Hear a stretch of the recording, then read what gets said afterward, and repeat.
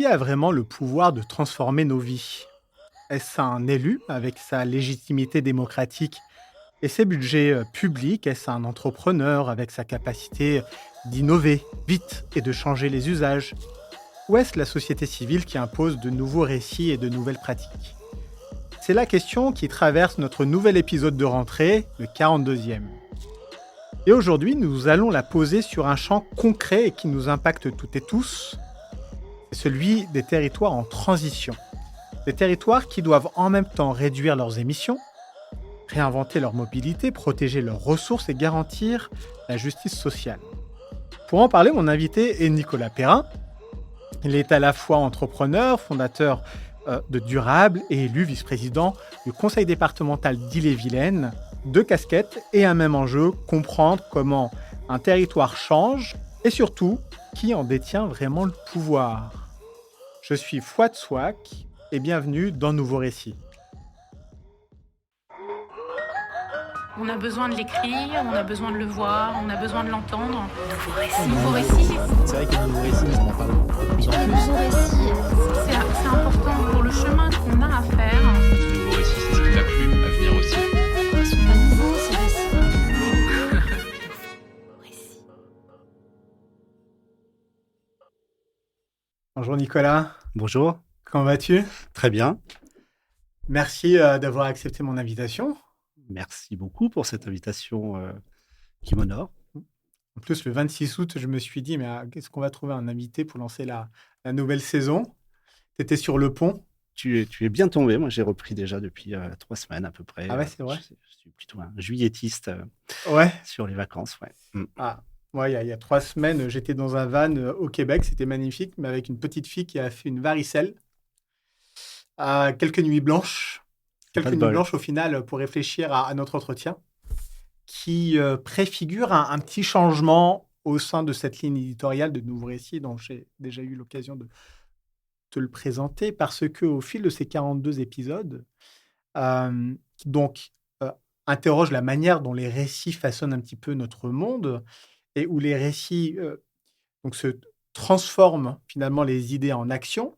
Donc on était là pour éprouver un petit peu les modèles de nos invités et comment ensuite ces actions eh bien, ont des effets positifs ou négatifs sur nos territoires, notre pays, notre monde, nos façons de consommer, etc.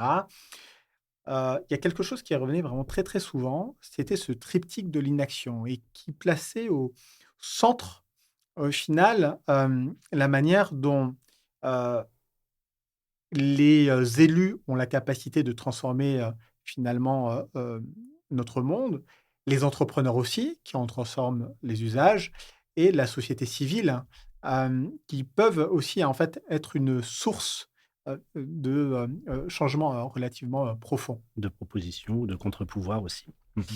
Et donc on va aller un petit peu explorer ça, c'est-à-dire et de se poser la question qui véritablement détient ce pouvoir de transformation, à qui revient aussi la faute de résister à ces transitions. Et aujourd'hui, je suis content de t'avoir, tu vas te présenter, mais tu as un pied dans les deux, à la fois dans l'entrepreneuriat, dans l'entreprise, dans le secteur privé et aussi dans le secteur public, dans la politique, en étant élu d'un canton. Lequel d'ailleurs? Rennes Sud Champy. OK. Mhm. On va réexpliquer à tout le monde comment fonctionnent les collectivités. On en parle pas mal ici, mais on va expliquer tout ça.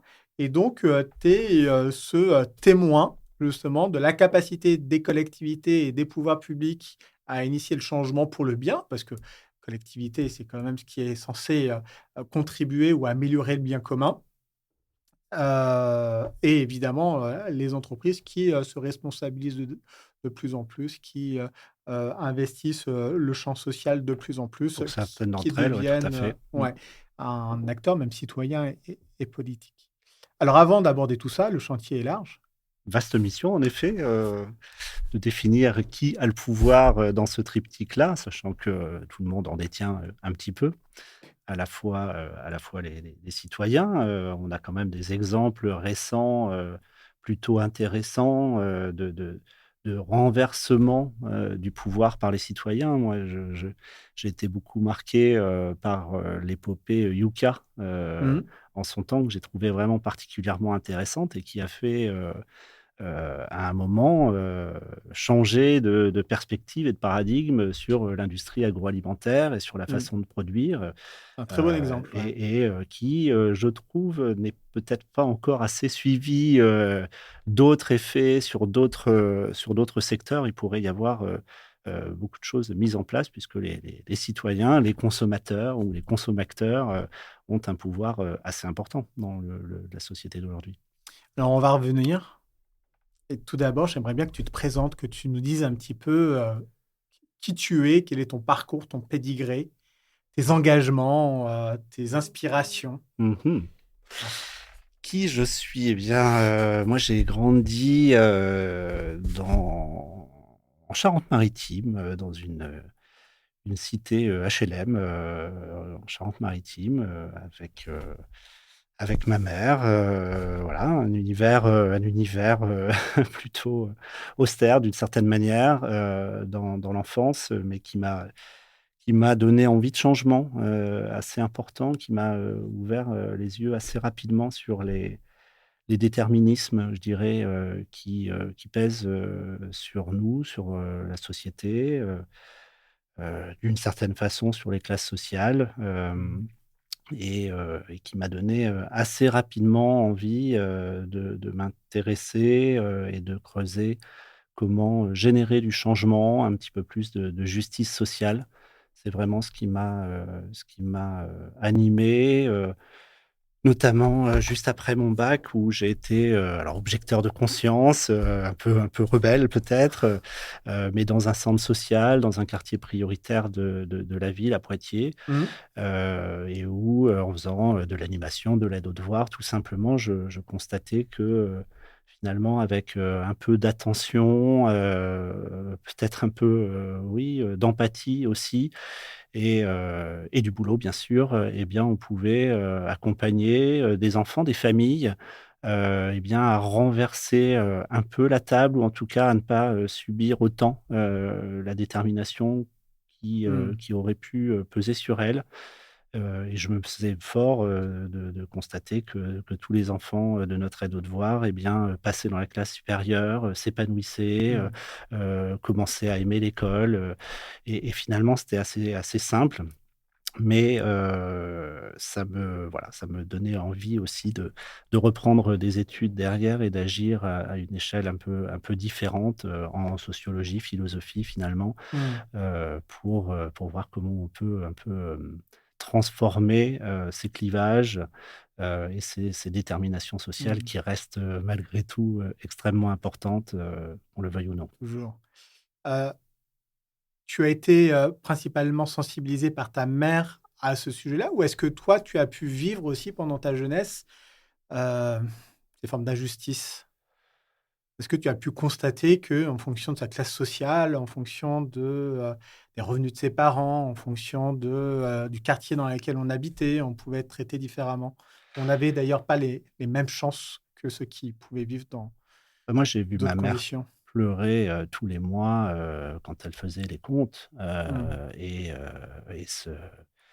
s'en vouloir beaucoup de ne pas pouvoir, faire plus et faire autrement, et je pense que la colère, de l'enfant et la soif de changement vient, véritablement, de cette situation, d'un sentiment d'impuissance, Mmh. d'enfant, qui ne peut pas transformer les choses. Et puis je dirais aussi, de ma grand-mère, serveuse au buffet de la gare, de Saintes, mais animée d'une fervente foi, communiste, à son époque, bon, foi que je ne partage pas, totalement aujourd'hui, mais qui avait en revanche, cette conscience de classe, de savoir où sont, les intérêts de sa situation sociale. Mmh. Et sa permanence, son opiniâtreté à défendre, ses valeurs finalement, m'a marqué, pendant mon enfance, et voilà, je pense qu'a a construit aussi, voilà une conviction profonde que, il fallait quand même pas se tromper de combat selon Ouais, là où on se trouvait. ouais. Est-ce que c'était par des actions, des manifestations, ou est-ce que c'était par des dîners ou des repas en famille où on pouvait dialoguer et échanger sur tout ça? Plutôt comme ça, ouais, Ouais. plutôt de façon, simple et Mmh. naturelle dans les valeurs, proposées. Ouais. Non, non, en termes d'action, militante, moi j'ai commencé un peu sur le tard, je dirais, en créant l'antenne d'SOS Racisme à Saintes, Ah ouais? avec d'autres personnes, mais j'avais, 17 ans, Ouais. à ce moment-là et voilà, ça m'a ouvert, aussi les yeux, sur des outils, sur des rencontres, qui sont structurantes et importantes, à cet âge-là. Mmh. C'est marrant, alors je l'ai pas beaucoup dit, autour de moi, c'est pas des choses, dont j'ai beaucoup parlé, mais c'est vrai que moi, la politique, c'est quelque chose que j'adore, qui me passionne évidemment. Je me suis toujours posé une question, c'était de savoir si j'étais plutôt un homme de gauche avec des idées de droite ou un homme de droite avec des idées de gauche. Je crois qu'aujourd'hui, je n'y ai pas encore forcément, répondu. On n'est pas obligé de choisir. On n'est pas obligé de choisir, parce qu'on peut être un peu libéral avec, en menant des combats sociaux. On peut Tout aussi à fait, évidemment, militer pour la justice sociale, tout en considérant que l'entreprise d'ailleurs peut être un vecteur d'émancipation et de progrès. tout à fait. Heu, mais là où je voulais en venir en fait, c'est que, moi mon père travaillait dans une usine à Autis, en Sologne. Et il était membre du comité d'entreprise et il était membre aussi, de la CGT. Je me souviens, très bien, lorsque j'étais petit, aller dans ces réunions syndicales, dans le tableau, noir où ils écrivaient en fait leurs revendications, où ils échangeaient, c'était assez formidable. Mais je me souviens en fait qu'il avait refusé une promotion pour être chef d'équipe ou je sais pas quoi, notamment pour moi, c'est à cause de ses camarades. Tu vois? Parce qu'il faut pas de Mmh. chef, parce que il faut pas déséquilibrer les pouvoirs, parce que il faut maintenir les combats, parce qu'un certain et ça, moi, ça m'avait heurté, tu vois? Ça m'avait quand même heurté Je finalement, en fait, que comprends. ses convictions et ses combats perso, pour, une meilleure qualité de vie au travail, pour une meilleure progression, personnelle, professionnelle, pour essayer en fait de, justement progresser socialement et cetera, se limite justement en fait à ce corps, tu vois? Donc, c'est pour être Mais il avait peut-être raison, moi je ne sais pas, ouais. mais peut-être que pour défendre, mieux ses combats en cohérence, il valait mieux, à ce moment-là, refuser, la promotion qui lui était accordée, hein. Enfin bon, on sait aussi que, ça pouvait être une façon, de casser des grèves ou, Mmh. disons, d'associer un mouvement, syndical. Je ne sais pas Ouais. du tout, quelle était la situation, mais en tout cas, je comprends, très bien, la proposition, que tu fais et moi aussi je m'inscris là-dedans. Je me sens à la fois très libéral, heu et mon parcours en témoigne dans sa liberté d'entreprendre, ça fait 2 sociétés que je crée Mmh. et j'y prends un plaisir inouï pour être, tout à fait clair et je pense qu'on peut, à la fois servir l'intérêt général, tout en entreprenant et en finalement en épanouissant ses capacités aussi individuelles. Heu, mais effectivement, j'ai aussi un pied, politique, plus ancré dans l'intérêt général, immédiat en tout cas, et qui lui aussi, doit construire, du mieux vivre ensemble, du lien social, et qui est une autre forme, de combat, mais qui pour moi ne sont pas du tout, opposés, Ou aujourd'hui, antinomique, qui sont, très complémentaires. mmh. Même, si, évidemment, il faut, bien organiser, malgré tout, Oui, sa vie ses journées et son quotidienne. cerveau, pour pour être opérationnel et efficient, efficace, dans ces 2 univers-là en Ouais. même temps. Ouais. Donc tu as expliqué que, à 17 ans, tu as quand même créé, une antenne de SOS Racisme. Hem, comment à 17 ans, justement, on décide de s'engager? Et comment on choisit aussi ses combats d'ailleurs? Pour en ce qui me concerne, c'était vraiment la volonté de défendre les plus faibles, d'une certaine façon, hein. À ce moment-là, c'est comme ça que j'envisageais ce combat, d'avoir une attention particulière, sachant que la société est loin d'être égale et que nous ne partons pas tous avec les mêmes chances. Mmh. Et ça s'est concrétisé, eh bien, dans la création de cette antenne, d'SOS Racisme et puis, ensuite, dans d'autres combats un voyage ultérieur, en Afrique, centrale, au Bénin, à l'occasion d'une petite mission humanitaire d'observation, on va dire, m'a donné aussi, eh bien, a approfondi ce combat et m'a donné, très envie de m'impliquer dans cette injustice encore plus forte, entre les nations, entre les peuples, que j'ai pu, constater, inévitablement, Mmh. sur le terrain où, Et c'était quel pays, quel combat? Est-ce que tu peux c'était, expliquer un peu? oui, c'était au Bénin, à peu près au centre, du pays, et là, c'était juste, une mission d'observation, mais de voir le niveau de vie, de constater, le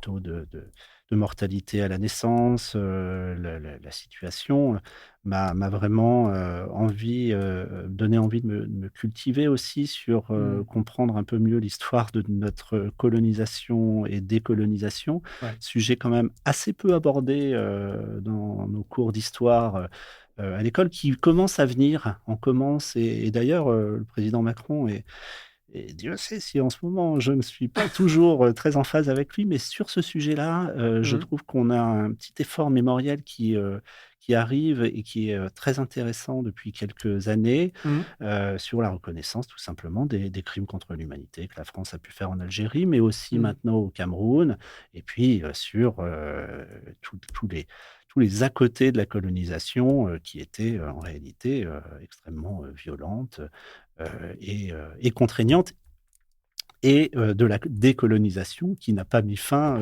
on le sait, à tous, les réseaux, Mmh. et à cette époque, il y avait le fameux réseau FOCAR, dont Ouais. on parlait beaucoup, celui de la La France-Afrique, de France-Afrique, la ouais. France des mallettes et que, Que tu voilà, as pu voir quand tu étais justement au Bénin? que j'ai pas directement constaté, mais moi je me suis engagé auprès d'ONG, Mmh. plutôt ou de collectivités d'ailleurs, plutôt sur des contre-pouvoirs, mais coexister à côté de cet univers, d'ONG militantes, un monde, d'expats, économiques ou de grands groupes dont on sentait bien que les intérêts, n'étaient pas tout à fait, aussi, tout au moins solidaires hein, Mmh. que les Mmh. nôtres.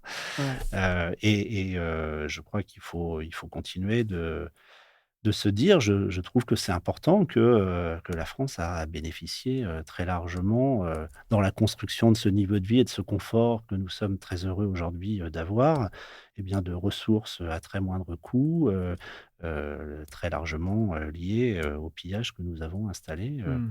et que nous avons, pour moi, je trouve, une dette morale, Mmh. vis-à-vis, de ces pays-là, de ces nations-là. Donc évidemment, quand j'entends aujourd'hui les discours, anti-immigration, qui voudraient, fermer les portes à ceux qui, réclament, à mon sens, très, justement et très légitimement une meilleure répartition des richesses et des rôles, eh bien, je ne peux qu'être horrifié, par cette évolution, Mmh. malheureusement, ancienne, mais qui continue de s'intensifier, malgré notre histoire. Ouais. Mmh. Je pense à Haïti, Ah aussi, bah, hein. tout à fait. Parce que tu parles de dette morale, mais aussi économique, parce que, les pillages se sont, poursuivis, sous des formes, en fait, de contrats un petit peu fallacieux pour, obtenir, en fait, le plus de ce que, ils ne pouvaient plus ou ce que la France ne pouvait plus tirer, des territoires et des terres, Tout à fait. en fait, hein, on le sait bien. Mais là, j'ai un petit peu un pas de côté, mais dans quelle mesure les organisations humanitaires ou, les, entreprises qui, lorsqu'elles s'expatrient ou agissent sur, les territoires en dehors de la France, mais en particulier auprès des pays, en situation de, en développement, continuent, hem, d'exercer une influence, hem et de tirer aussi profit, au final, de la situation économique de ces pays. Est-ce une certaine forme de poursuite de cette colonisation? Je vais y arriver. Mmh. Donc au final, on n'aurait pas vraiment mis fin à cette situation. Qu'est-ce que tu en penses? Il y a plusieurs pratiques, mais ça existe encore. Bon, ça existe encore, mais de façon de plus en plus rare aussi aujourd'hui, je crois. Il y a eu un certain nombre de lois européennes d'ailleurs, pour certaines, et puis de codes de bonnes pratiques aussi instaurés progressivement par le secteur des ONG Mmh. ou auprès des entreprises. Et aujourd'hui, ça commence à devenir difficile de travailler sans, on va dire, heu, faire vraiment progresser des compétences locales, des sociétés locales, de travailler sans partenariat. Il y a tout une sorte de boîte à outils de bonnes pratiques pour mieux répartir, équilibrer ben, la valeur ajoutée finalement créée par les activités. Maintenant, on est loin du compte, quand même, il faut pas se leurrer, à la fin, ça apparaît, pas forcément sur le bilan, énormément, du pays en cours, même si, voilà, il y a des épisodes, aujourd'hui pas inintéressants, industriels, notamment, qui sont en train de se mettre en place en Afrique de l'Est, et qui, font sortir un peu le pays, d'un mal développement aussi, Mmh. bon, même s'ils sont pas des exemples idéaux, hein. On n'a pas les solutions, clés en main, à proposer. Ce qui est sûr en tout cas, c'est qu'on voit aujourd'hui qu'en Afrique de l'Ouest, la situation très largement compliquée, Mmh. notamment pour les pays occidentaux et que le temps que nous avons mis justement à faire cet effort mémoriel sur la décolonisation, sur la colonisation, sur comment ça devrait être aujourd'hui, sur comment on doit aussi, finalement accueillir des étrangers aujourd'hui, d'une certaine manière. Mmh. Nous sommes tous des étrangers de quelqu'un, hein.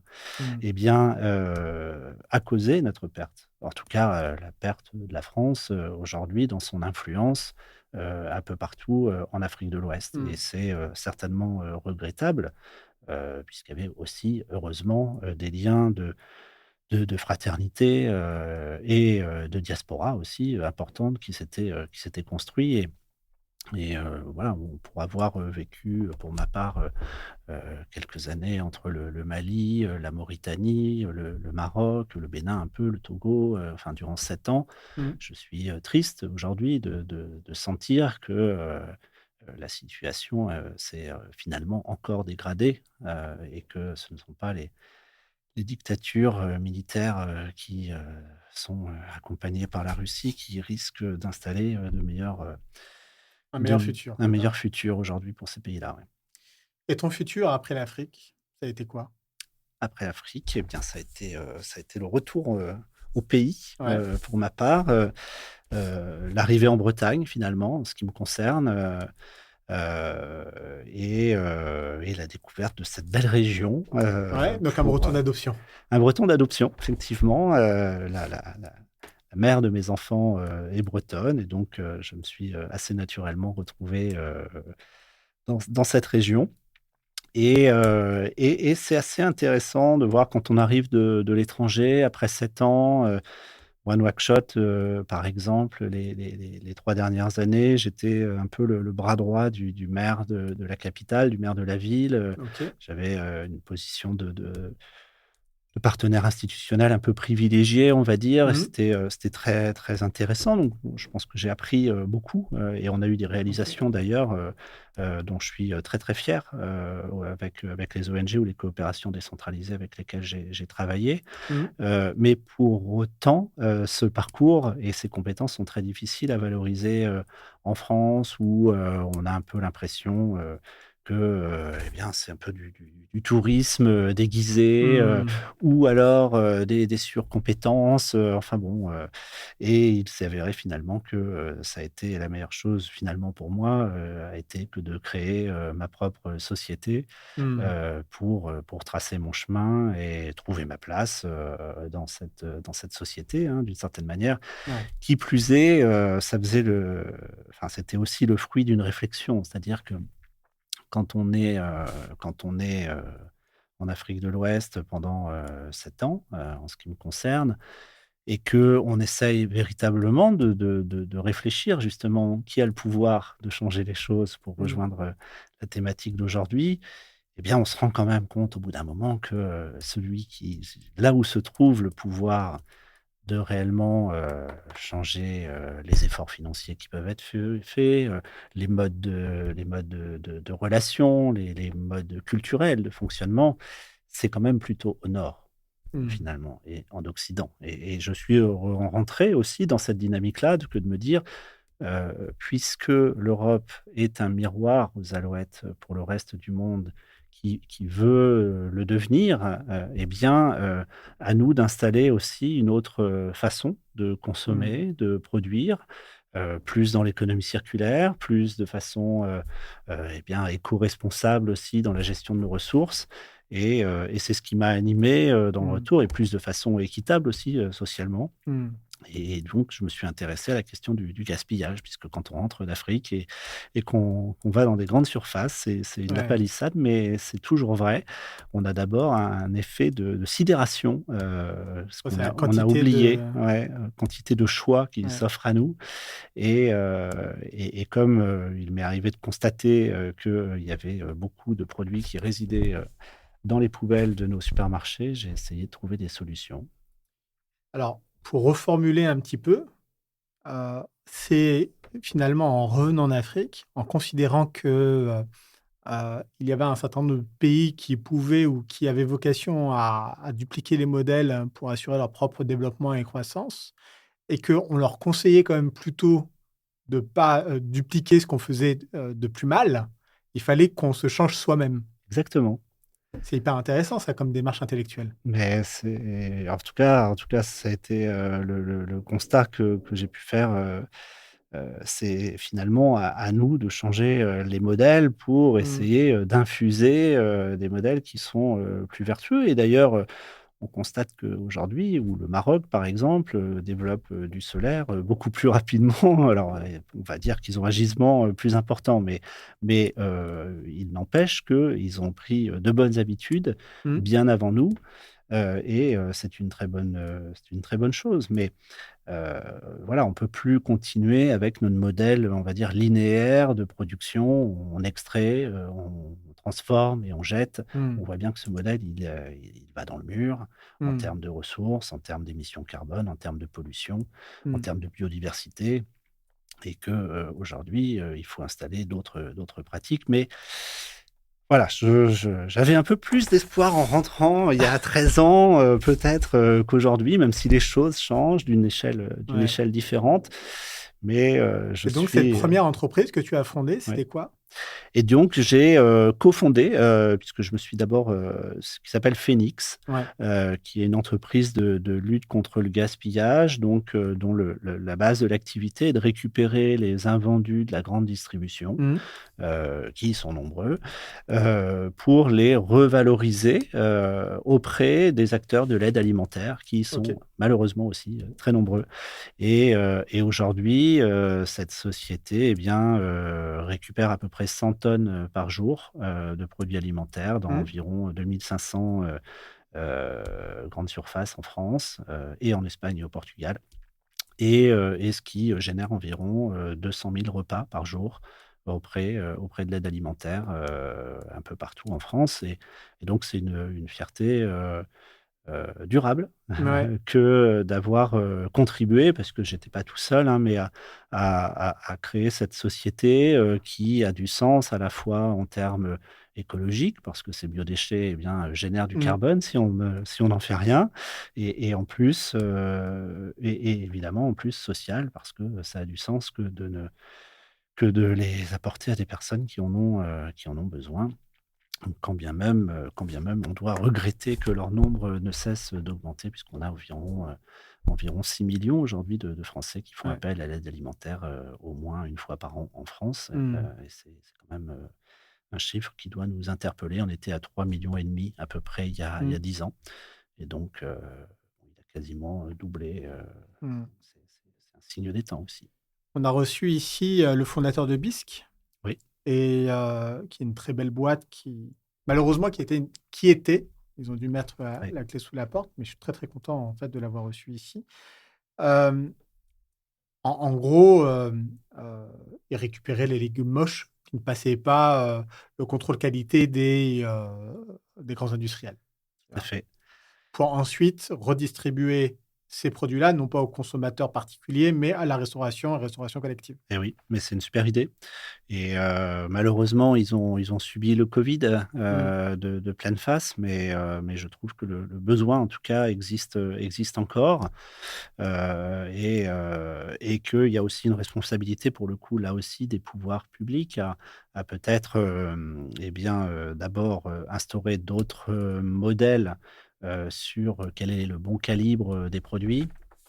Mais si tel n'est pas possible, parce que le consommateur a sa part de responsabilité, hein, Mmh. entre 2 bananes, l'une légèrement noircie et l'autre parfaitement, jaune, disons, on sait laquelle va être choisie dans 99 des cas. Donc, Ouais, c'est compliqué, de changer ses habitudes ouais. culturelles, là. Mais par contre, on pourrait, eh bien, obliger dans les marchés publics de travailler avec une certaine quantité, de fruits et légumes moches, dans la restauration, collective. Ça peut se regarder. Maintenant, il faut Ah que oui, les parce que moche, ça filières veut pas soient dire pas bien bon. travaillées. Pardon? Oui, parce que moche, ça ne veut pas dire pas bon Eh ben non. ou Ah non, pas consommable. c'est ça. Donc là, ce que tu es en train de dire, au final, c'est que, les pouvoirs publics, peuvent avoir la capacité ou ce que tu appelles, c'est qu'ils aient la capacité et que se donnent de la capacité de mettre dans leur marché public ou, de forcer la main quand même au réemploi, de ces, alors c'est vrai, je lui disais en fait des déchets alimentaires ou des déchets industriels. C'est pas un déchet.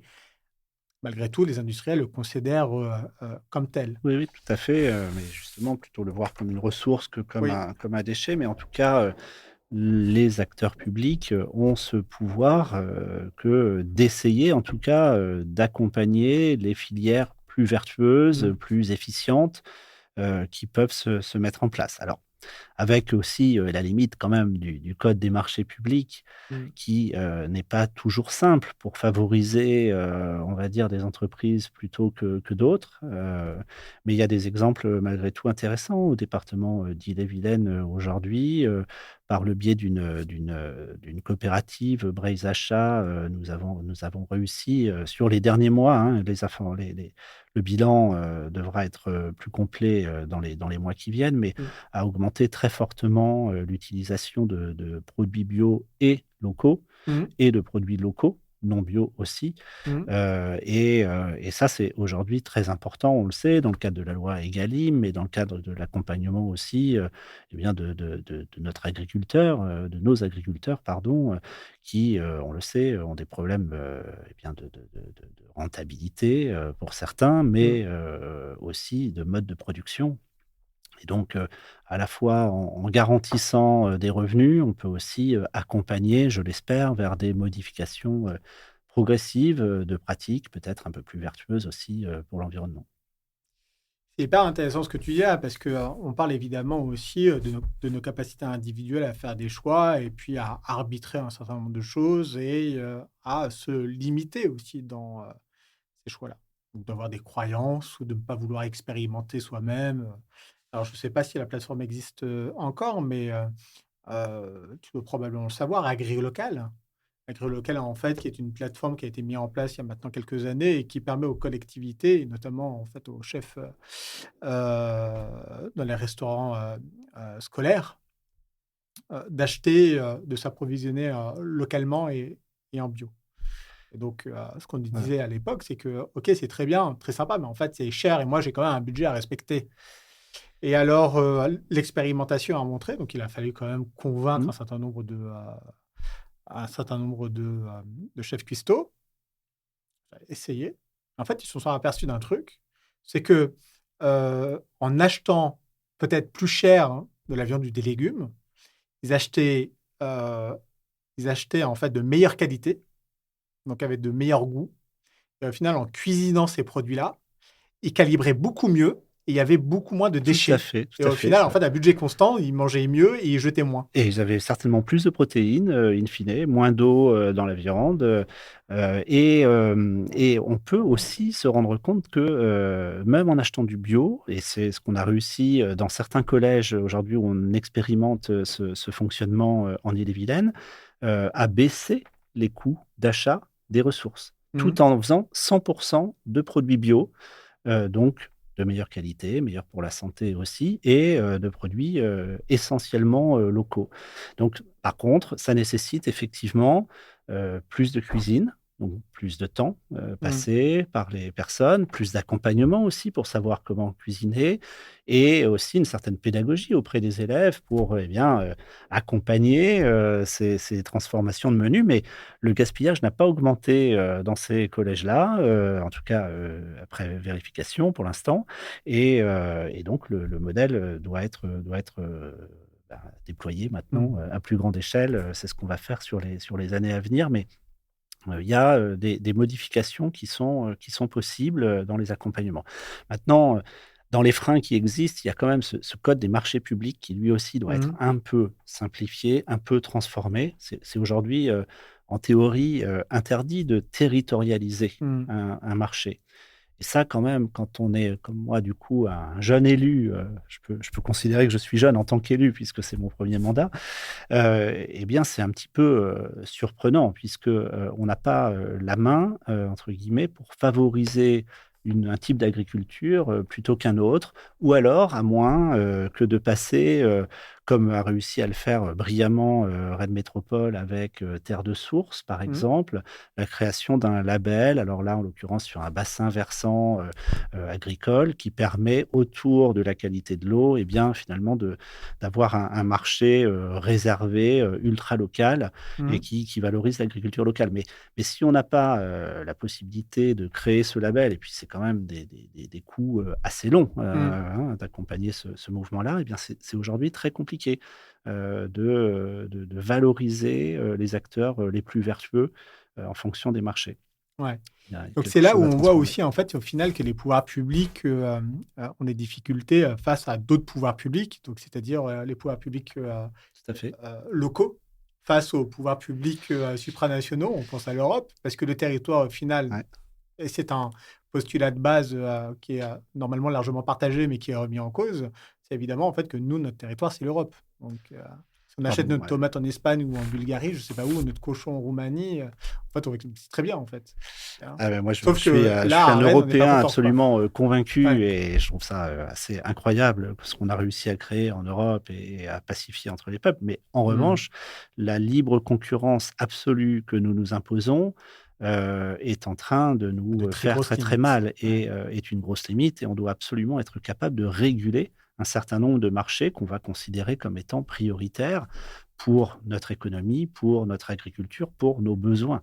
Et c'est là où, aujourd'hui, on se demandait tout à l'heure, est-ce qu'on doit être libéraux ou de Mmh. gauche, et cetera. Et moi, j'ai beau être libéral, je pense que certains marchés, comme celui de l'eau, par exemple, Mmh. on ne devrait jamais pouvoir spéculer sur l'eau. Ça devrait être absolument impossible, et tant qu'on le fera, je pense qu'on aura vraiment du Ouais. mal à construire Ouais. du vivre ensemble à une échelle internationale, en tout cas.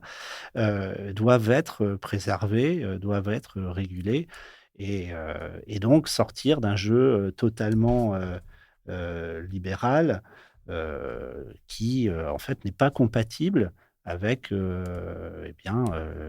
la création du lien social, et puis aussi d'une économie de ressources à un moment donné, puisque Mmh. si ça reste moins cher que de faire venir des avocats du Pérou ou du lait d'Australie, on s'en sortira jamais. Ouais, absolument. J'aimerais quand même qu'on recule un petit peu, qu'on en revienne, au moment où tu as décidé de bâtir cette entreprise. Tu es président de Durable aussi.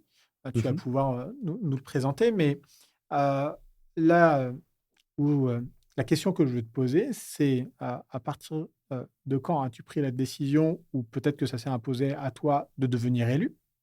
On dit souvent quand même, quand on est chef d'entreprise, on met quand même la politique quand même assez loin de soi, tu vois?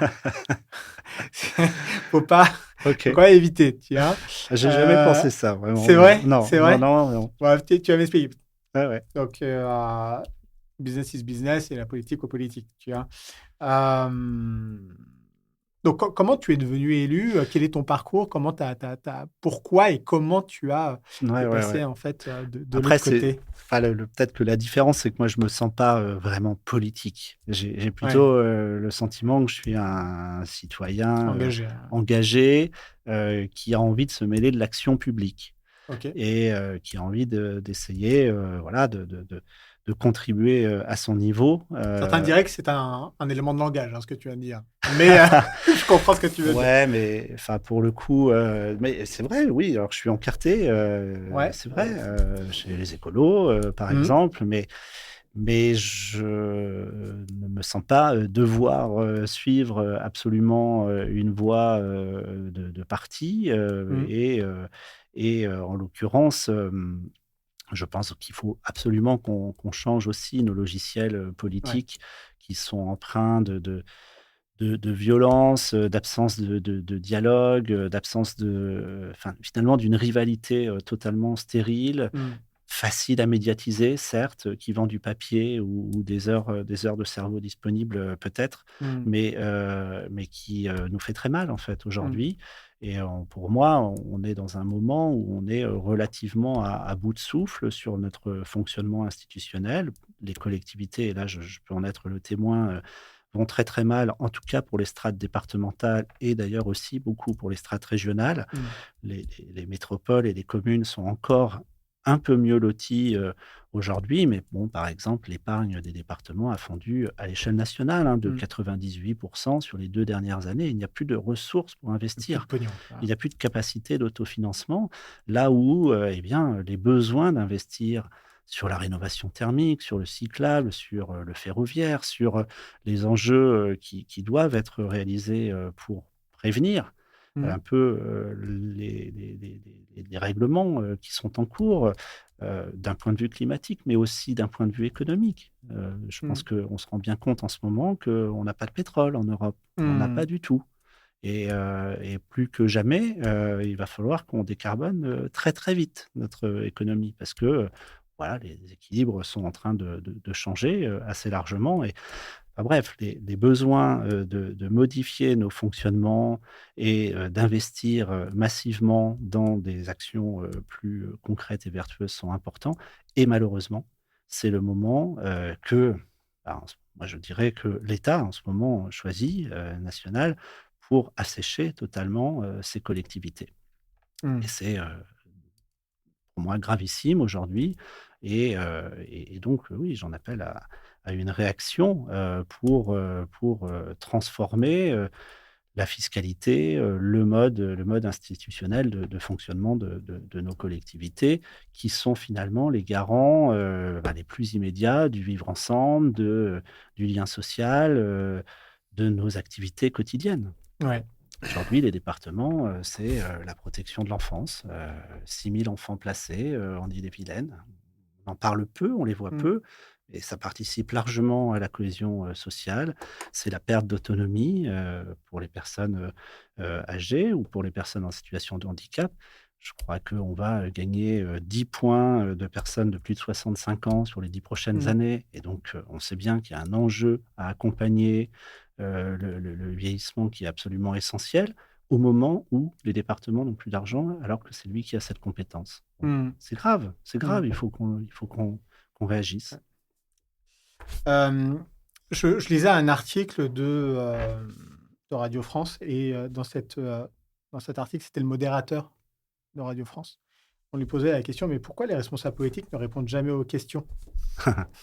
Et du coup, je reviendrai en fait sur ma question de euh, quand et comment as-tu OK, décidé justement OK, en fait de pardon. t'engager politiquement malgré tout? Et je suis tout à fait d'accord avec toi sur le fait qu'aujourd'hui en France, on a un grave problème sur la conception même de la politique, sur la conception même de l'engagement politique, qui n'a probablement d'ailleurs deux, ce qui est au plus proche des territoires. Et c'est vrai qu'on dépolitise considérablement l'action publique lorsqu'on est aux commandes d'une collectivité, mais malgré tout, il y a une certaine forme de sectarisme entre les personnes qui pensent A et les personnes qui pensent B quand on est à droite ou quand on est à gauche. Malheureusement, il y a des écueils en fait à notre caractère d'être humain qui a beaucoup de mal à être tolérant face à soit ce qu'il ne comprend pas ou soit par rapport aux choses pour lesquelles on n'est pas à d'accord. Tu vois, l'opposition, la tout position, simplement, exactement, ouais. c'était le mot Ouais, que ouais. je cherchais. Euh, Et donc, je continue sur le troisième sujet. Donc, premier sujet, ton engagement politique. Deuxième sujet, effectivement, en fait, sur la nature même de la politique en France et la manière dont on le perçoit. Et ça, c'est vraiment très important. Et trois, et tu l'as dit, et je pense qu'on va l'évoquer aussi plus longuement, c'est évidemment la capacité ou l'incapacité des pouvoirs publics à mener correctement leur mission et à remplir correctement leurs compétences.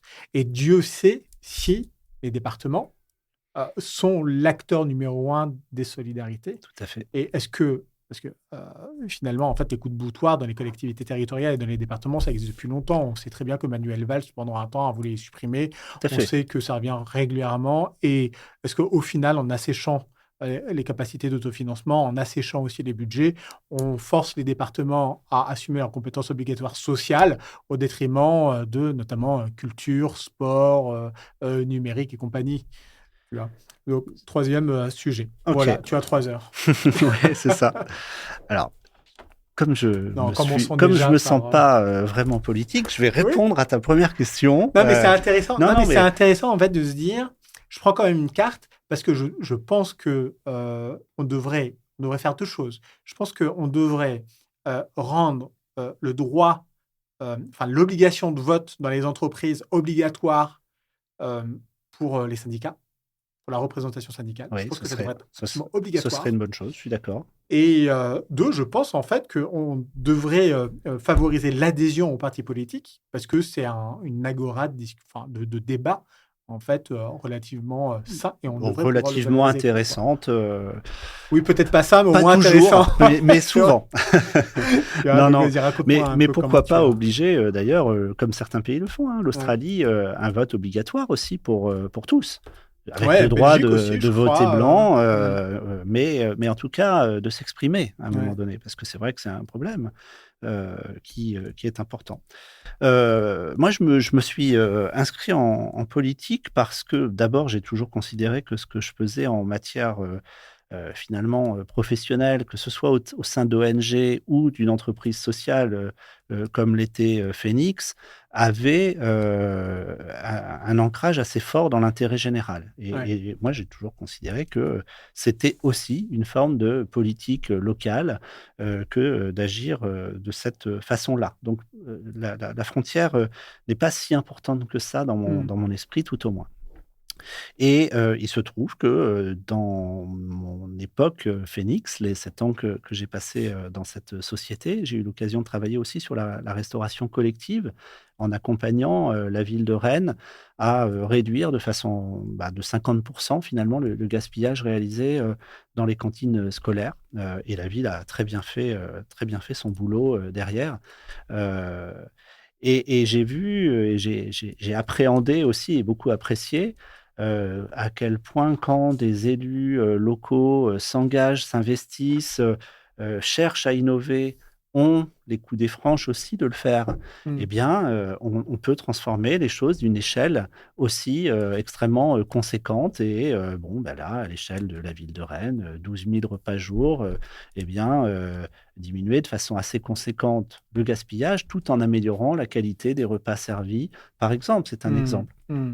Mais et il me semble qu'il y a beaucoup à faire aussi encore aujourd'hui auprès de l'action publique, à condition d'en avoir les moyens.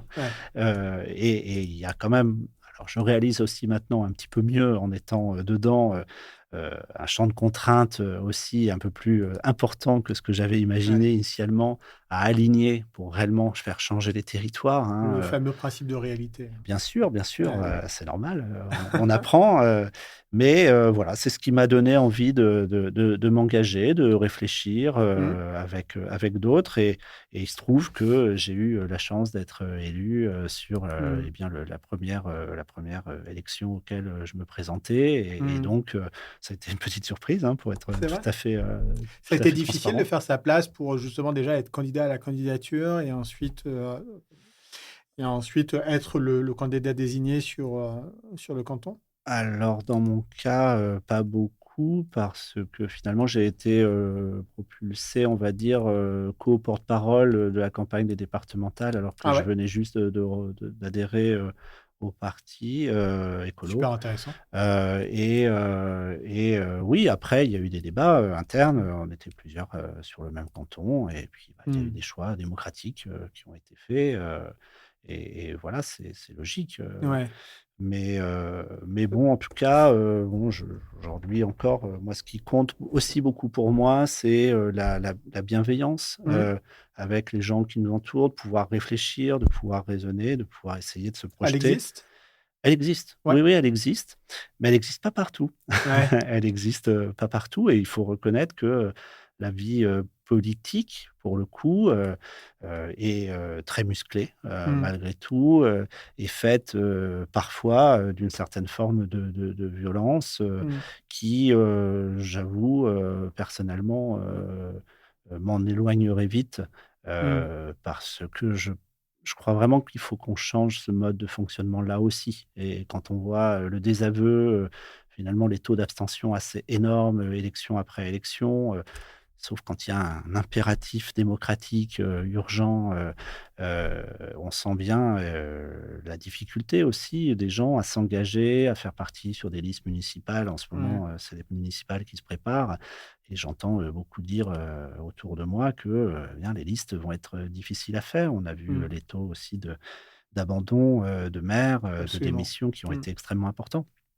C'est c'est anxiogène, et pourtant, on a, encore, la figure, d'un maire comme, ou d'une maire, comme de ceux qui vont, accompagner, le développement, de la commune, garantir une forme de sécurité finalement, certes, physique, mais aussi, sociale, environnementale, enfin, un garant, Mmh. assez fort.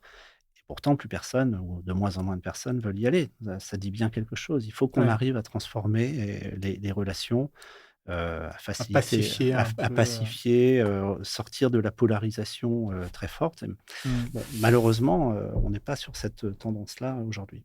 Non. Donc effectivement, bon, les auditeurs de ce podcast savent que, on est en Bretagne, on est à Rennes. Et Rennes, ville mondialement connue, pour être à gauche, Oui, je crois, plutôt. plutôt et avoir en fait une dimension, en tout cas, oui, écolo assez forte. Tout à fait. C'est, dirigé par Nathalie Appéré qui est socialiste, mais, aux côtés des écologistes.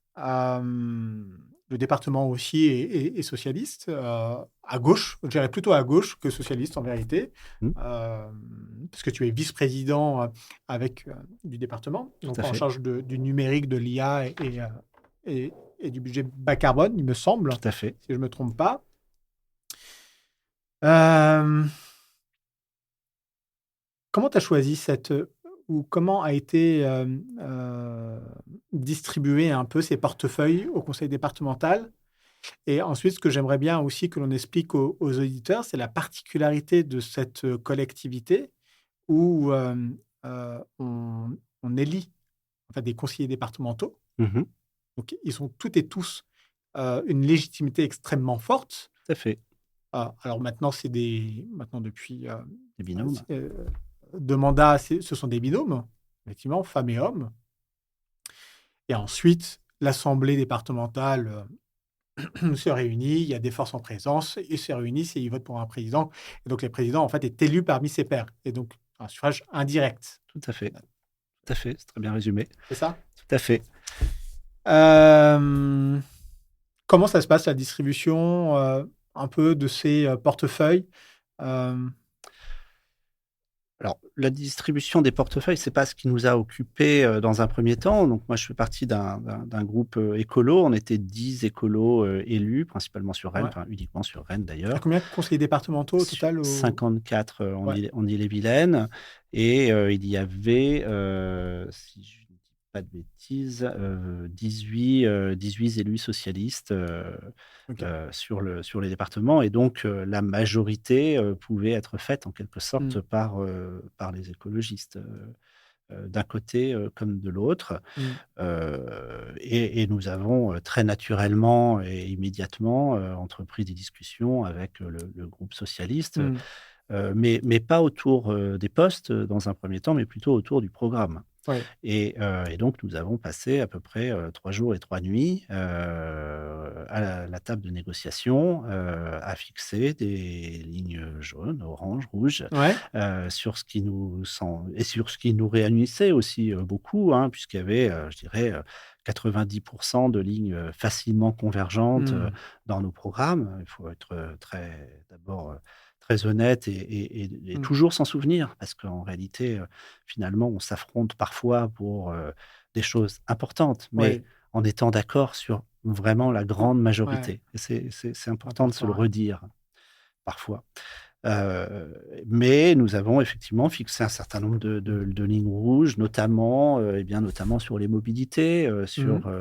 à l'époque, les contournements routiers, en l'occurrence de Vitré, Châteaubourg, Fougères, dont nous savions, de par nos liens avec des associations locales d'usagers, qu'il semblait peu utile eu égard à l'absence d'autres solutions qui avaient été testées. Mm. Et donc, ça a été ça un axe un peu dur de Ouais. Oui, parce négociation, que c'est pas un puisqu'il y avait. détail pour le coup. C'est pas un détail, Ouais. c'est 25 millions d'euros, ça engage la vie de citoyens au quotidien, Mm. sur la vie des territoires, Ouais. ça change. C'est 25 millions d'euros de commandes aussi pour les entreprises locales. Tout à fait, Mm. tout à fait. Il y a des entreprises de travaux publics, évidemment, derrière, mais pour autant, en conscience, il nous semble aussi important, et aujourd'hui, je ne regrette pas du tout que nous ayons Mm. tenu cette ligne, puisque plusieurs comités citoyens ont finalement conclu, après analyse, on va dire, un peu globale des besoins de mobilité sur le territoire, que, en l'occurrence, aucun de ces 3 contournements n'était vraiment prioritaire, Mm. et que, finalement, ce qui était important, c'était de développer, des liaisons douces, des liaisons cyclables, du transport en commun qui existait, très, très peu, avant tout au moins peut-être, on ne sait pas, Mm. faut pas être dogmatique, mais Ouais. en tout cas, tester des solutions qui sont plus, douces aujourd'hui, moins émettrices en carbone, et peut-être plus alignées avec les mobilités de demain, dont on ne sait pas exactement, très bien, comment on pourra tout à fait, les financer, aussi bien en termes de ressources que de carburant. Mm. Et donc, la diversification des modes de mobilité est extrêmement important, et donc ça a été un axe fort de la négociation, parmi d'autres, hein. Il y en a eu quelques autres sur Mm. on va dire, le curseur d'engagement, Mm. sur les transitions carbone, par Mm. exemple, sur le RSA aussi, à ce moment-là. Et donc, après, on va dire, un accord programmatique suffisant, nous avons commencé à discuter des sièges, et Mm. réparti de façon un peu juste entre les équilibres politiques créés. Tu mets Je le ne peux pas être doigt. plus transparent. Absolument. Mais c'est parfait. Tu es parfait. Pourquoi? Parce que tu mets le doigt sur notre sujet aussi. Euh, Plus précisément encore sur les territoires en transition. Ce qui est intéressant, c'est que ici, politiquement, un groupe politique s'allie avec un autre groupe politique sur un sujet fondamental, Mm. de la manière dont on façonne les territoires, et façonne les territoires au regard en fait des enjeux climatiques, environnementaux, économiques, sociaux, et les mobilités sont au cœur aussi de ces transformations. Complètement. Donc, parce que une route, c'est ce qui façonne encore évidemment nos paysages. Et donc de se rendre compte que, bon, on arrête peut-être de façonner nos paysages juste pour la voiture et que on se déplace aussi aujourd'hui autrement. Tout à Et d'ailleurs, fait. les usages aussi de télétravail, même si ça commence à se résorber un petit peu, ont quand même aussi pas mal changé la donne et de s'apercevoir qu'on peut encore une fois mener des politiques publiques différemment. En tout cas, pas comme il y a 10, 15 ou même 40 ans. Tout à fait, il y a vraiment aujourd'hui d'autres modèles. Donc là, c'est vraiment, excuse-moi, c'est vraiment hyper intéressant de se dire que une collectivité, un département qui souvent brandit, moi je l'ai vu au département des Côtes-d'Armor, on dit, écoutez, on a 85 millions d'euros d'investissement, mais dans les 85 millions d'euros d'investissement, il y en a déjà 50 ou 60 pour les routes. Tout à fait, tout à fait, c'est la On grosse parlait part, déjà les 25 millions, même si l'île-et-Vilaine a un budget plus important que le département des Côtes-d'Armor. Même si on avait un volet d'investissement assez important. Mais, et d'ailleurs, les économies qu'on avait fait, on a fait un plan d'économie, c'était pas pour autre chose que pour continuer à investir, et notamment collèges et Exactement, routes. mais Hein. exactement. Nous, ce qu'on propose pas de diminuer les investissements Ouais. aujourd'hui. Enfin, puis ces décisions aujourd'hui sont prises collectivement avec l'ensemble de la majorité, mais et puis je vais pas spoiler les annonces Tu peux, tu peux. d'investissement qui vont être faites Ouais, cette année. Mais non, ouais. mais le Il y budget a quand même un coût d'opportunité. Ça veut dire que les 25 millions que tu as enlevés en 2026 bah, ils peuvent être peuvent être alloués transférés ailleurs. vers la Ouais. rénovation de collèges, par Mm. exemple, qui sont pour certains très vieillissants et dont on sait qu'ils vont devoir accueillir des enfants dans des classes à 30 degrés ou avec des froids aussi Absolument. peut-être différents de ce qu'on a connu en hiver. Donc, Mm. enfin, il faut les préparer, d'autant plus que ce sont parfois des passoires thermiques qui coûtent très cher aussi en fonctionnement, Mm. en électricité, en Absolument. énergie. Mm. Donc il y a des enjeux aussi importants. Et puis sur les mobilités aussi, installer du cyclable aujourd'hui raisonnablement, heu, plus de 70% des déplacements de moins de 3 kilomètres Mm. sont faits en voiture. Mm. Bon, eh bien, on peut se dire qu'il y a une part, tout au moins une grande part de ces déplacements-là qui, pour certains, pourraient être faits autrement. Mm. Mais encore faut-il avoir les infrastructures, pour le faire et à Rennes, métropole, bien sûr, mais aussi, sur, les réseaux, interurbains, qui sont, dans les autres territoires et ça aussi, sont des investissements. Alors, ce sont pas les mêmes équipes qui travaillent dessus, ce sont pas tout à fait les mêmes entreprises, mais les mêmes entreprises aussi, elles aussi doivent évoluer et s'adapter et puis d'ailleurs, elles sont, encore plus rapides que les collectivités pour Ouais. pivoter vers, de nouvelles activités. Aujourd'hui, sur le logement, les nouvelles règles carbone, tu sais, de ce faible émission carbone qui Mm. vont entrer en fonctionnement, la RE 2028, la RE 2030, font que, eh bien, les filières bois, sont en pleine effervescence Mm. ou les filières de béton, bas carbone sont en train de se transformer et les acteurs qui pivotent le plus rapidement possible ont finalement, un avantage fort sur les autres et se réaliseront et Mm. c'est vraiment moi là tout ce que j'aime pour le coup, Ouais, c'est c'est, ce passionnant. Hein. lien entre, l'innovation réglementaire ou légale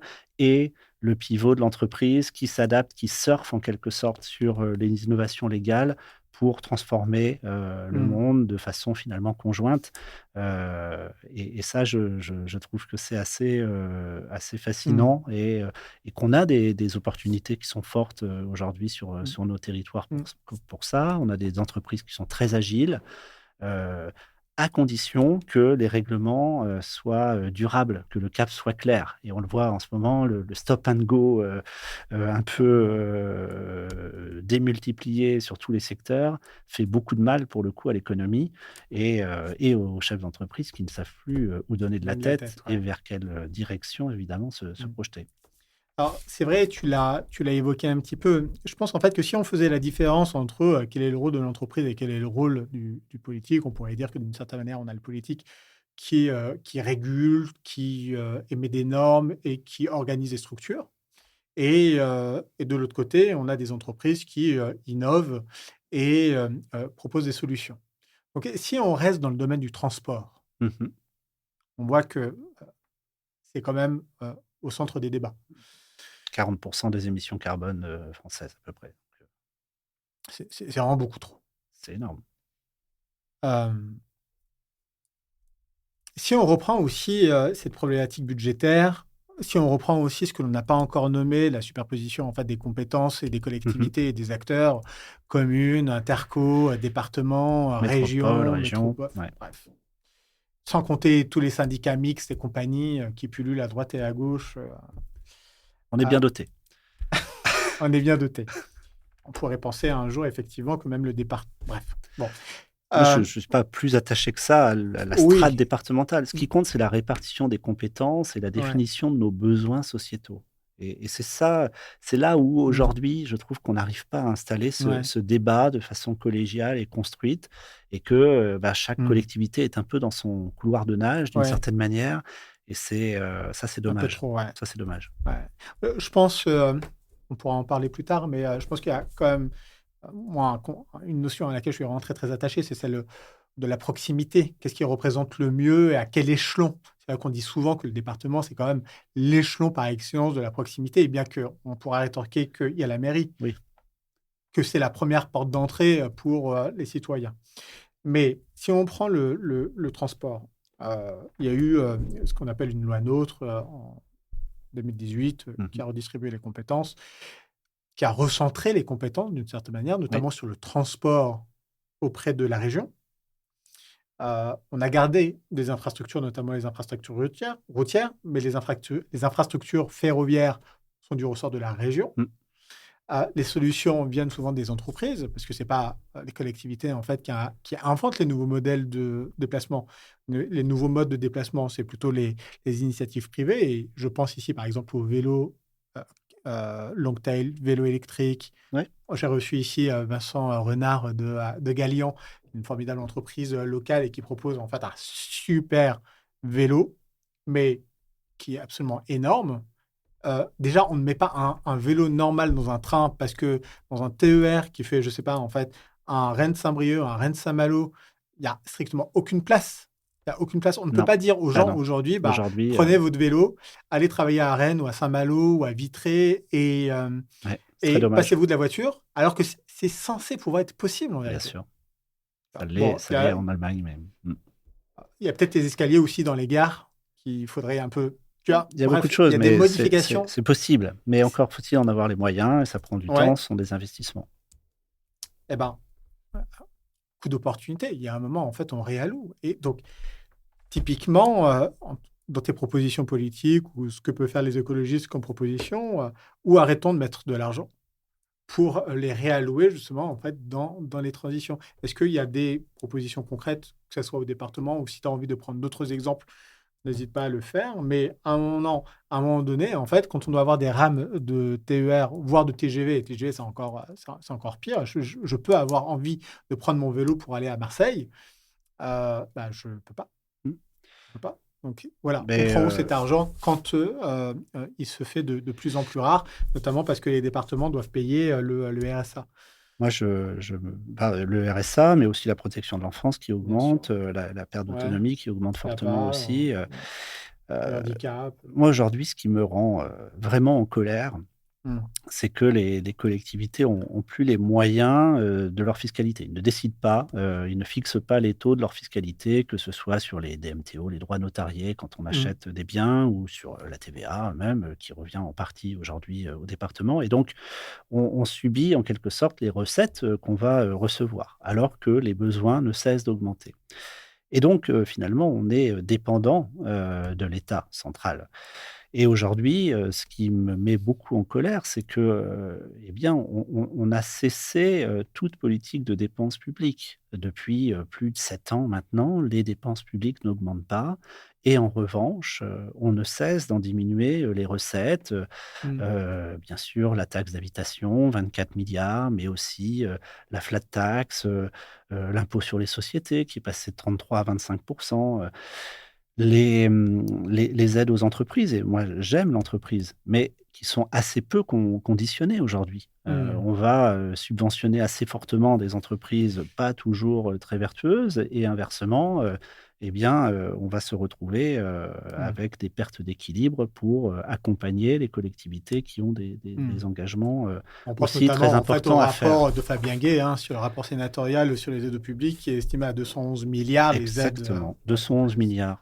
c'est quand Sans même des exagération. sommes qui sont extrêmement importantes. Là, en ce moment, l'actualité nous parle de 44 milliards. Hein. Le Premier ministre a annoncé hier qu'il engageait sa confiance, qu'il demandait sa confiance. Mais Mm. enfin, Enfin, tout le Premier ça, ministre a probablement dit, en fait, je pose ma démission. je crois aussi, malheureusement, mais je ne crois pas que ça fasse beaucoup avancer les débats et qu'on va encore se retrouver sur une période d'instabilité qui n'est Ouais. ni bonne pour les entreprises qui ont besoin de certitude, ni bonne pour les collectivités qui sont en grande difficulté aujourd'hui, alors qu'on a plus que jamais besoin d'investir et justement de construire sur du local et sur de la proximité. Et ni bonne sur les citoyens qui perdent confiance finalement aussi Mm. dans ce jeu politique-là qui devient de plus en plus ridicule. Personnellement, moi, je suis très, très en colère contre cette décision, mais très en colère aussi contre le fait de ne pas aller chercher l'argent là où il Là se où il est. trouve depuis plusieurs années. Les hauts patrimoines, on le sait, ont considérablement augmenté. Les propriétés aujourd'hui sont concentrées dans les biens de nombre de familles toujours moins Mm. nombreuses. La taxe Zuckman sur les hauts revenus a été repoussée d'un revers de la main. Elle aurait permis de générer un peu plus de 20 milliards d'euros. Mm. Même les États-Unis, qui sont quand même pas connus pour être un État de gauche, eh bien, taxent les expatriés qui partent des États-Unis, payent des impôts aux Mm. États-Unis. Et nous, on nous brandit la peur de la fuite des capitaux. Moi, ça fait 40 ans, j'ai l'impression que j'entends cette peur-là, de la dette obligatoire qu'il faut toujours résorber, mais en même temps, tous les 2 ou 3 ans, on trouve de l'argent magique finalement quand une crise devient importante et la dette n'est plus vraiment un sujet. Et donc, Mm. moi, je crois qu'on n'y croit plus à ce discours-là et on a besoin de construire un peu plus d'équité et de justice parce que là, le modèle, en tout cas social, de proximité que nous avions construit, est en grand danger. Et moi, parfois, on me dit, oui, mais le taux d'imposition en France, de prélèvements fiscaux est parmi les plus hauts d'Europe. Alors d'abord, c'est faux, ramené au nombre d'habitants, c'est faux. On est plutôt dans la moyenne européenne. Mais en plus, il est au service d'un modèle qu'on aime, enfin, d'un Mm. modèle qui nous a construit, qui nous apporte un confort aussi considérable. On est très heureux de savoir que nos enfants vont dans une école où ils vont recevoir une éducation conséquente. On est très heureux de savoir que nos anciens vont pouvoir partir dans une maison où ils vont être bien accueillis et bien traités. Et Mm. aujourd'hui, on voit bien, on commence à se poser la question pour tous les services, pour la santé. Et c'est bon, un peu triste, je trouve. Alors après, je partage absolument ton opinion. Euh, Moi, ce que je vois également, c'est que il y a une véritable dissonance entre ce qui est vécu et ce qui est perçu. Ça veut dire que euh, donc j'ai mon salaire, on prend des impôts sur le revenu, on prend de la TVA, on est chef d'entreprise, effectivement, tu l'as évoqué. Il y a des chiffres aussi qui sont sortis. On est dans le monde l'un des pays qui taxe le plus les salaires. Donc, c'est-à-dire que quand, euh, quand un chef d'entreprise ou une entreprise paie un salaire, il en paie quasiment autant Tout à fait. à l'État qu'il en reverse aux salariés. Donc, on sait que c'est notre modèle social qui est constitué ainsi et qu'on a des prélèvements obligatoires importants parce que ça finance du service public. Sauf que les gens n'en ont pas véritablement conscience.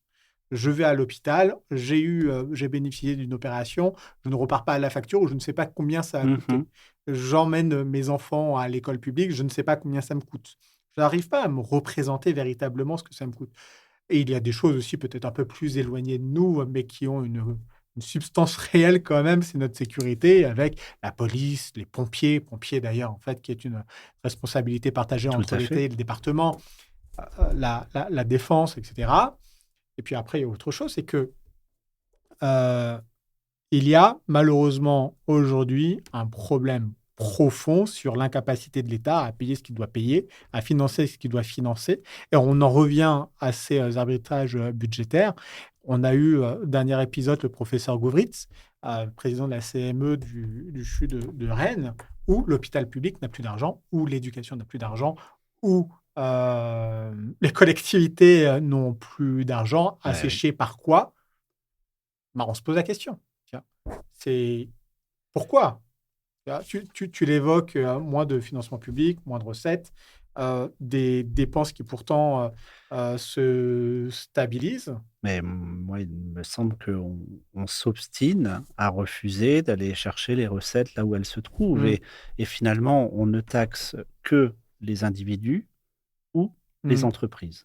mmh. Voilà, c'est le modèle, français, hein, qui s'est Le construit comme français ça. moyen se fait taper dessus, quoi, Le fr ou ou l'entreprise l'entreprise, ouais. et dans un cas comme dans l'autre, aujourd'hui, il n'y a pas des marges de manœuvre assez conséquentes, même si évidemment dans certaines entreprises, on pourrait, interroger, on va dire la redistribution, qui est Mmh, faite, celles qui, sont, cotées en bourse, ont très largement augmenté la participation, capitalistique et les reversements plutôt que les salaires. Mais c'est une exception, c'est très rare. Les mmh, 95 des entreprises aujourd'hui essayent, eh bien de voir le bout du tunnel ou en tout cas de construire une rentabilité, douce ou raisonnable et effectivement, ne pourraient pas, payer plus de cotisations sociales, sur les salaires qui sont faits.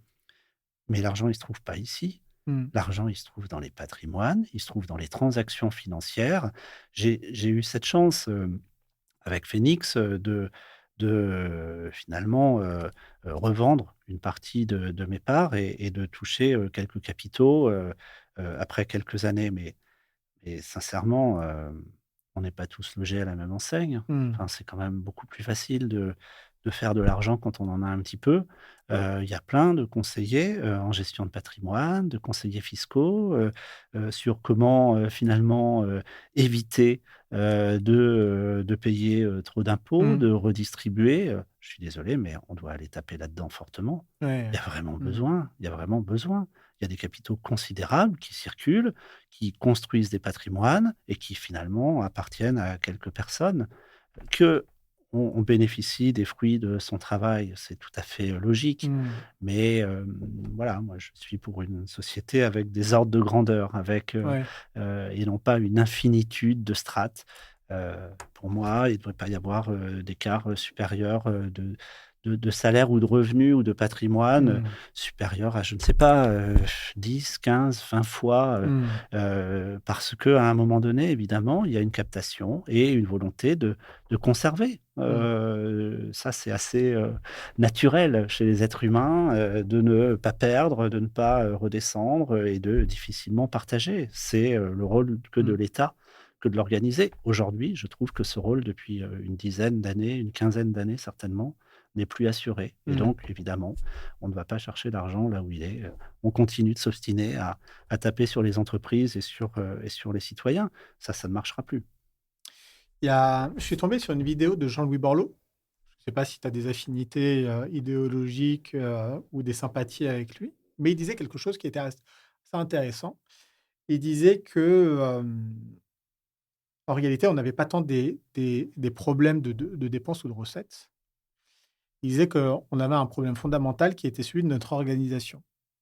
En fait, notre société, notre organisation politique, fonctionne extrêmement mal et qui ne l'est plus adaptée en Mmh. vérité au 21e siècle et à nos enjeux. Dès lors, il faut que ça change. Ouais, il y a des Tu vois? choses à améliorer, c'est certain. Oui. Et c'est vrai que je partage, aussi cette opinion-là, celle que tu viens d'évoquer et considérant que, on s'est transformé, alors je ne sais pas si on s'est transformé ou si on regarde les choses avec un prisme un petit peu différent, mais on est une France des héritiers et qu'aujourd'hui, il est en particulier à Rennes, où on a eu une croissance aussi, du prix de l'immobilier, du Mmh. prix du mètre carré extrêmement important et où aujourd'hui, il est quasi, plus possible, même pour des personnes, qui gagnent un petit peu d'argent, de se loger, presque correctement. Enfin, Mmh. j'exagère un peu, mais en tout cas, d'acheter une À maison, peine, hein. Mmh. à peine. Mmh. Tu vois? Et donc tu es obligé d'être un héritier, d'avoir, un bout d'héritage et donc un bout de patrimoine, pour pouvoir avoir ton apport et acheter, ce que tu aimerais. Parce que, bah, l'immobilier est complètement décorrélé au final des salaires. Mais ça, heu, c'est du fonctionnement, c'est de l'organisation, c'est la manière dont on pense véritablement, la manière dont fonctionnent nos sociétés. Oui, enfin, il y a une part de fonctionnement et puis il y a une part de réglementaire aussi et de redistribution des richesses, produites. Mmh. Et ça, aujourd'hui, il y a une panne de la redistribution quand même assez, majeure et trop de façons, d'échapper, à l'impôt, Mmh. pour les hauts patrimoines. Après, je te rejoins sur le fait que, notre modèle de fonctionnement, est tout à fait, perfectible, pour beaucoup de choses. On parlait tout à l'heure du millefeuille territorial, Mmh. il y a beaucoup de strates, c'est sûr chez nous. On peut certainement, réduire en partie, à condition de bien assurer encore une fois les compétences qui sont assurées par ces différentes strates. C'est pas vraiment le Ouais. sujet, que de préserver les strates, que de plutôt, bien, assumer, eh bien, la protection de l'enfance, les mobilités, puisqu'on en parlait et de permettre que ce soit fluide. Tu le disais, très bien, les mobilités par exemple. Bon, la loi NOTRe a essayé de simplifier, mais au final, on se retrouve avec le ferroviaire à la région, les routes départementales aux départements, les routes communales aux communes, l'État a les routes nationales. C'est pas toujours simple de s'organiser et puis surtout d'avoir une vision globale des Mmh. mobilités.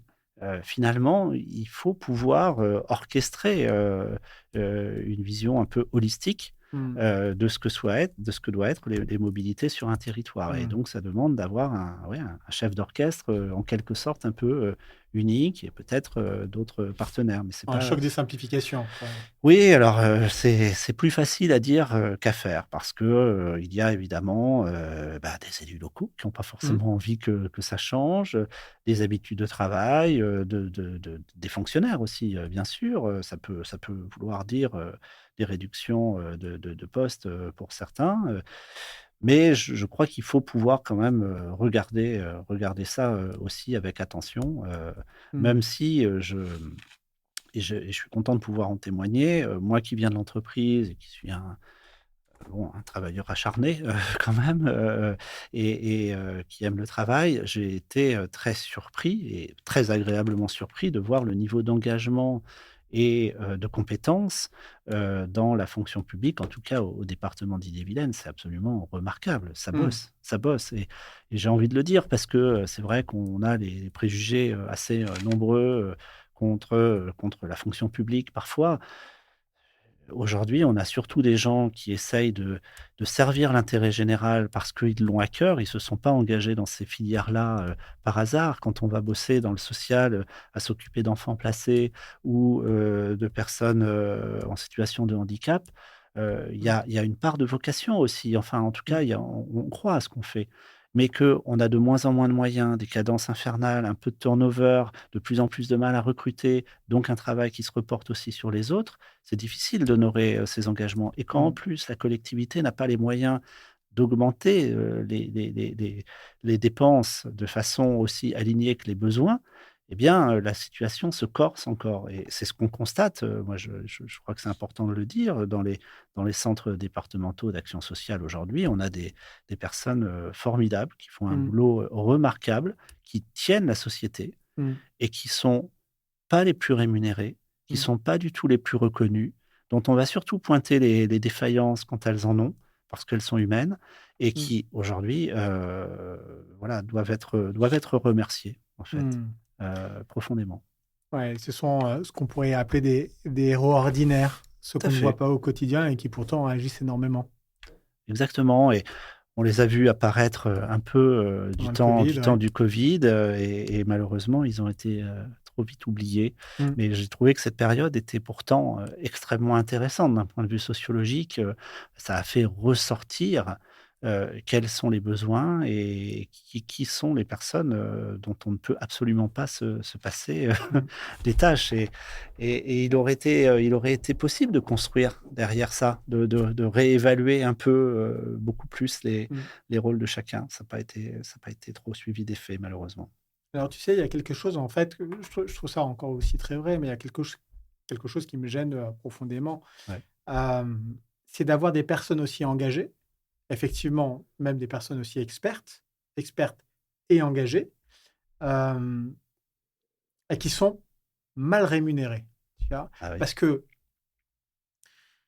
heu, bon, on travaille ou pas pour l'argent, il n'en reste pas moins que aujourd'hui notre société fonctionne là-dessus et Ah que oui, pour vivre correctement, confortablement, pour permettre à nos enfants aussi d'étudier, d'accéder aussi à un capital culturel important, etc., on a quand même besoin de pognon.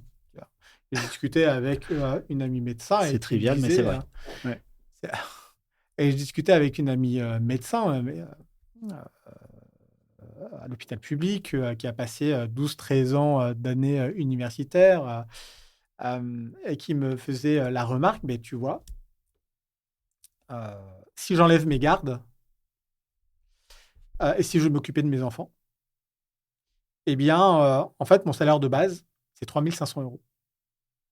À l'hôpital public, avec quasi 10 ans Bah d'expérience, oui. et c'est que dalle.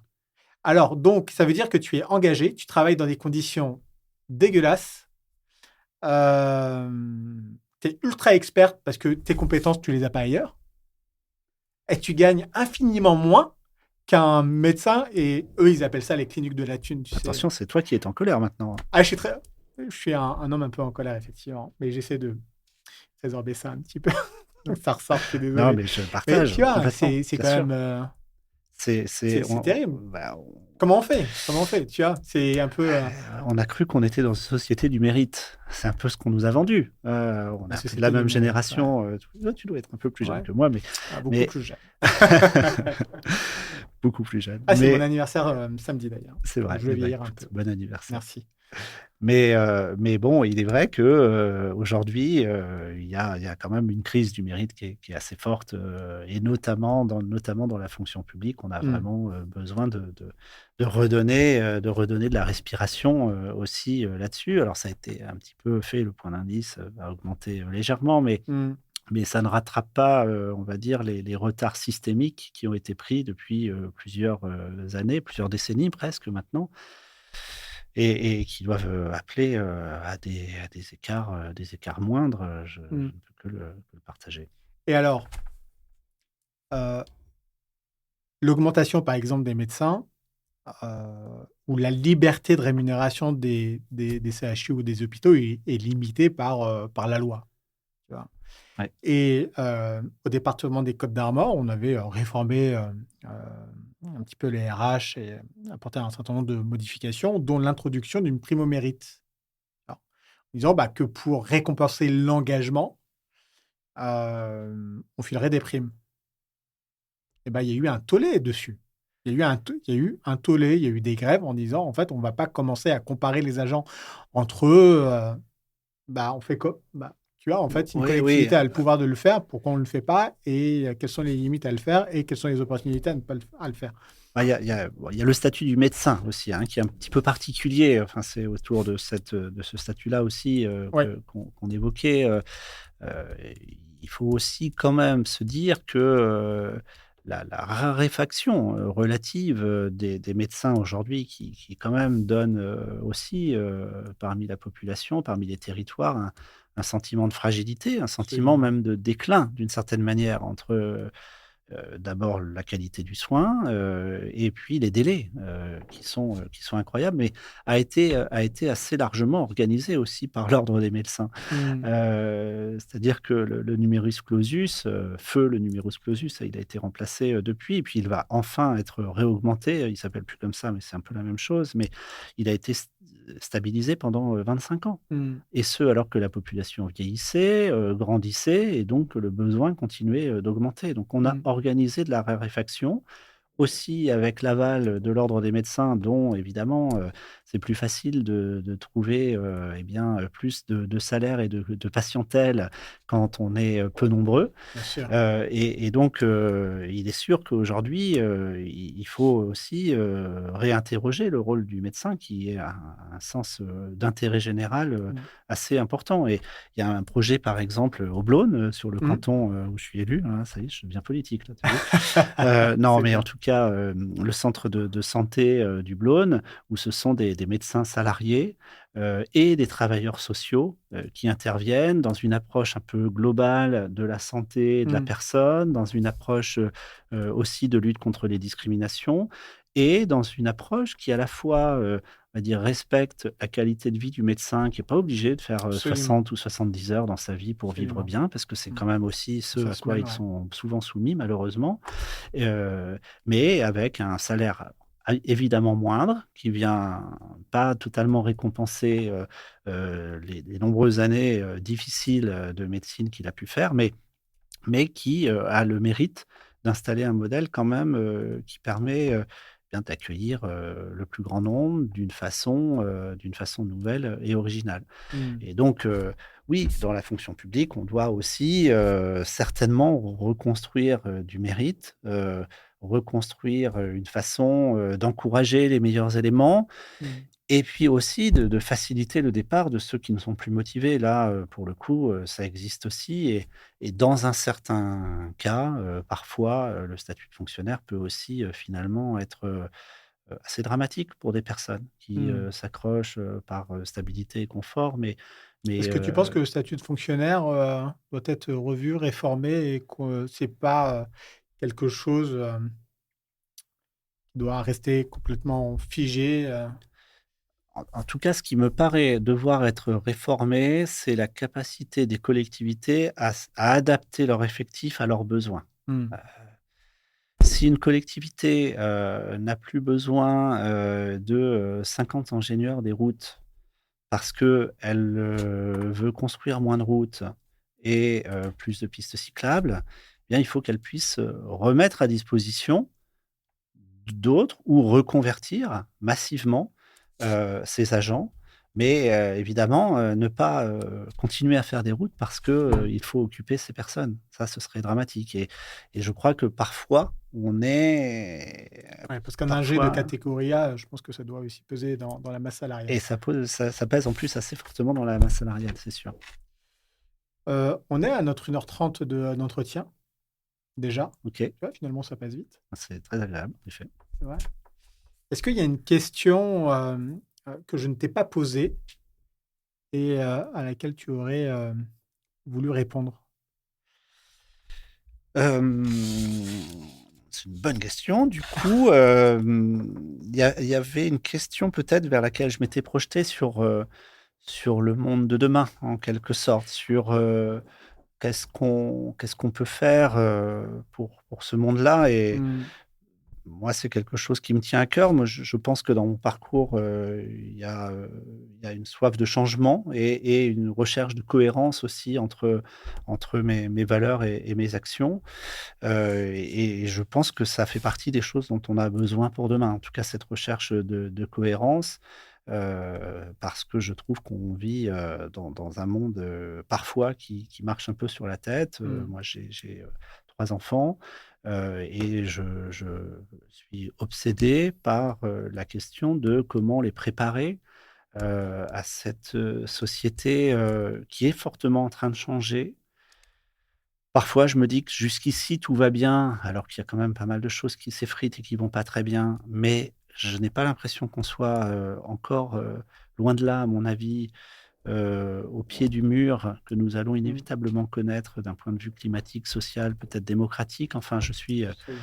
malheureusement, pour beaucoup de sujets, de nature optimiste, mais quand même inquiet, par ce qui est en train de devenir notre société et donc, on a des besoins, importants d'engagement, de reconstruction, de solidarité. C'est vraiment dans le vivre ensemble, dans les investissements, du collectif aussi, que l'on pourra, affronter les crises qui vont venir. Mais, Hmm.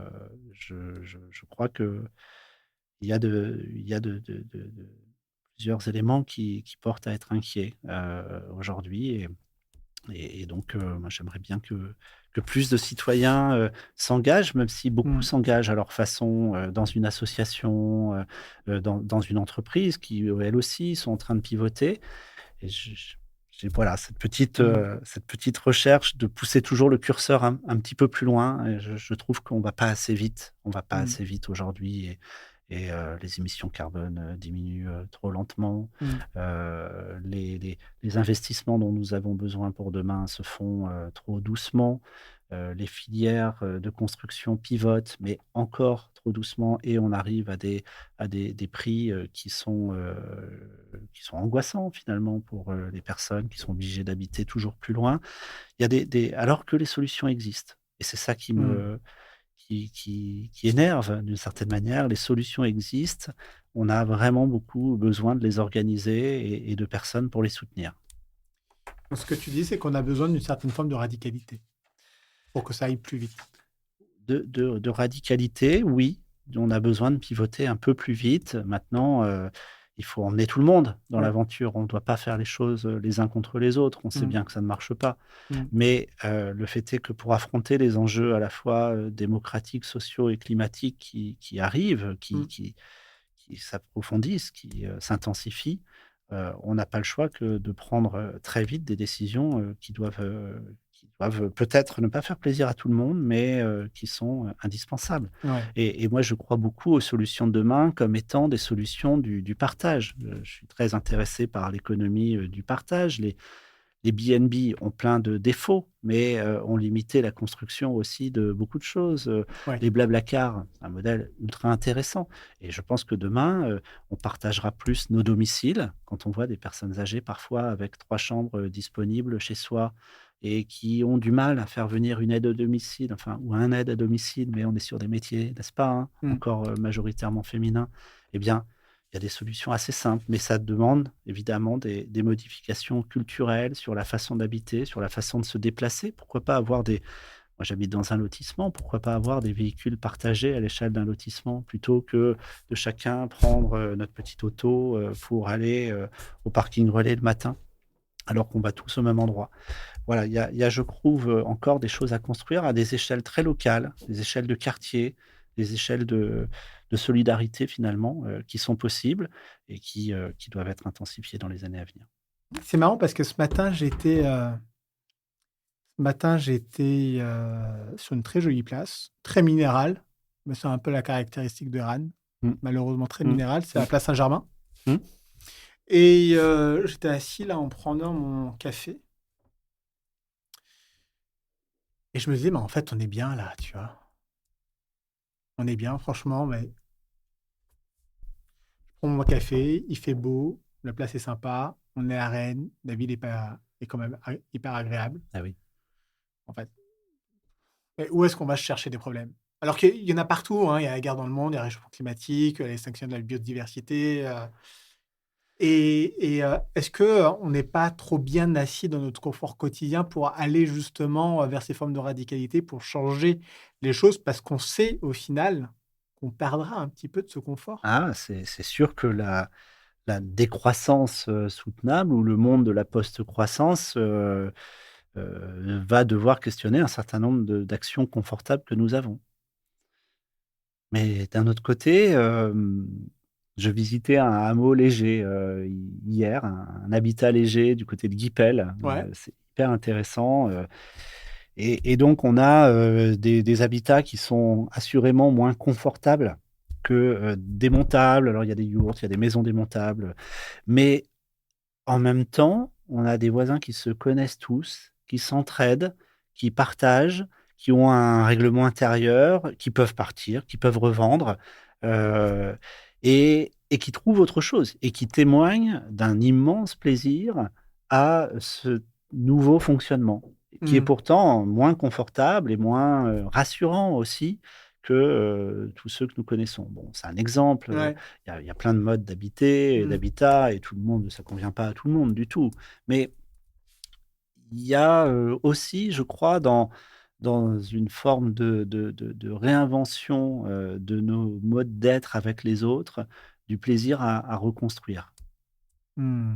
On va rester sur cette très belle phrase, hein. Je te remercie, Nicolas, d'avoir, accepté mon invitation. Tu le vois bien, hein, Merci même beaucoup. 1h30, c'est trop court. Il y a beaucoup, beaucoup de choses, dont, j'aurais aimé, parler avec toi. On est passé un petit peu quand même sur les problématiques des départements, sur, le pouvoir d'action des entreprises, sur, la nécessaire, réflexion autour de l'engagement citoyen aussi, du rôle des partis politiques, de ce que ça représente aussi au plus proche de soi. Où j'ai évoqué aussi la question de la proximité et du rôle entre les départements Les et les citoyens. communes, Mm. avec la place évidemment du citoyen dans ces mécanismes qui ne servent qu'une seule chose au final. C'est évidemment servir au mieux les citoyens et lui permettre, je crois, de mieux vivre demain qu'ils ne vivaient hier. Si Nouveau Récit existe et ce podcast existe, c'est justement pour avoir ce temps long aussi, pas simplement dans l'émission, mais aussi dans l'ensemble des épisodes qui commencent à s'accumuler. Merci beaucoup pour cette invitation et pour justement ce format qui permet de s'exprimer, de dérouler sa pensée et ses idées. Ça fait du bien. Merci Mm. beaucoup. Merci Nicolas, à bientôt. À bientôt. On a besoin de l'écrire, on a besoin de le voir, on a besoin de l'entendre. Nouveau récit.